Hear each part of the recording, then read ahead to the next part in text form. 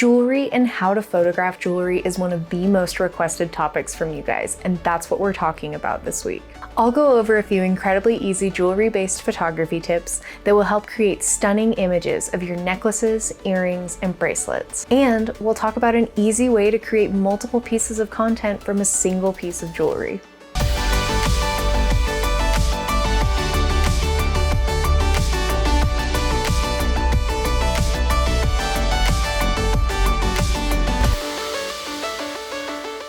Hey guys, Tanya of Replica Surfaces here. Today we're talking all about jewelry photography. You guys keep asking for more jewelry tips, so we're here to bring you some. I'll give you some simple tips you can use for styling jewelry of any kind quickly and easily. In this video, I'll show you how to add some life to your photos, plus some easy styling additions and textural touches that will make your handcrafted pieces shine. Let's get to it. The first photo I want to show you is from our good friend Laura Renneker. What I want you to notice about this photo is the little sprinkling of rose petals in the background. Laura could have easily just taken a photo of this stunning piece of jewelry by itself and it would look amazing, but she decided to sprinkle some dried flowers in the background to add a nice textural element to give this a little bit of depth, texture, and dimension. All good things. The next photo I want to show you is an easy way to add a little bit of life and a little bit of humanity to your jewelry photos without having to buy anything.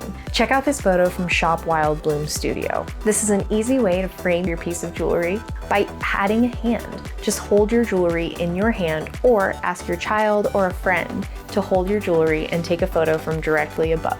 This will also give your customer a good way to view your pieces at scale because everybody's hands are relatively similar. Another way to add framing to your jewelry is by adding a textural element below it, like this decorative element. You can use fans, you can use plates, you can use anything that may have a nice decorative edge or a decorative textural touch. Check out this photo from our friend Brooke Turner at Shop Wild Bloom Studio. What I love about this photo is that she uses her hand to frame the piece of jewelry and she's using the decorative plate underneath. So not only are you adding a frame around your jewelry, you're also adding texture. Frame, texture, gorgeous. Now I want you to check out this photo from Allison of Allison Korn Designs. What I love about this photo is that she elevated the necklace using the book. So now the book pages and the book spine has added an extra layer of textural dimension along with the lovely texture of the weathered wood surface. She spread the chain across the book so that there was clear definition between the foreground to the subject level, which is clearly in focus, all the way to the background. You can use old antique books that you've sourced from flea markets, thrift stores. Their old pages will give a nice antique textural touch.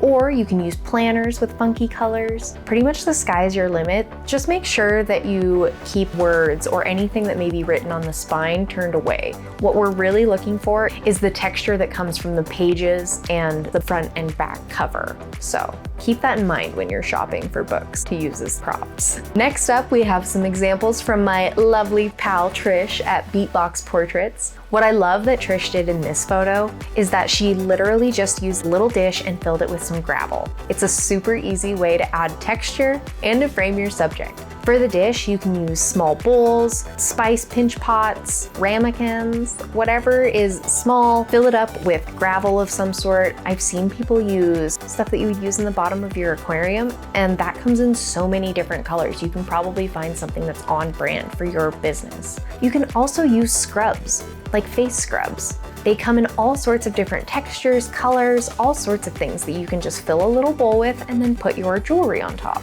Easy textural touch. Another simple way to add texture is by adding greenery. We're gonna take that same pair of earrings and add it to a larger box with another pair of earrings that's in the same color scheme. But rather than just keep it just the box and the gravel, we're going to add a little bit of greenery. Some faux pine looks especially wonderful with the emerald tones of these jewelry pieces. A super simple way to create multiple pieces of content from one piece of jewelry is to just switch your camera when you're taking the photos. You can see here in this photo, all we really did is the same setup, but we just switched our angle a little bit. So instead of photographing it straight on, it's at kind of an angle now, so it guides your eyes across the scene rather than up and down.